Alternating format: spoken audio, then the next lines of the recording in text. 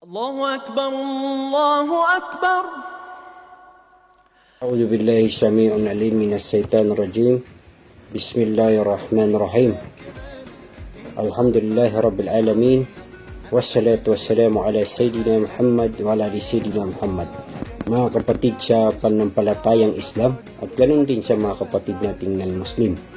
Ngayon po ay magbabanggit tayo uli ng salita ng Allah subhanahu wa ta'ala from the Holy Quran. Doon sa surah number 2, Al-Baqarah, verse number 5. Ang sabi ng Allah subhanahu wa ta'ala, Ulaika ala hudam min rabbihim wa ulaika humul muflihun. In English, those are often right guidance from their Lord, and it is those who are the successful.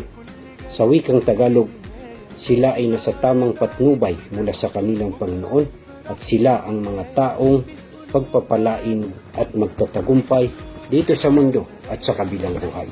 Ang tunay na tagumpay ay hindi lamang material o panandalian dito sa mundo, kundi ang kaligtasan sa araw ng paghuhukom, pagkamit ng paraiso at kaluguran ng Allah subhanahu wa ta'ala. Mga kapatid sa panampalatayang Islam, maliwanag po ang sinabi ng Allah subhanahu wa ta'ala sa kanyang Holy Quran. Maraming salamat. Wabillahi taufiq wal hidayah.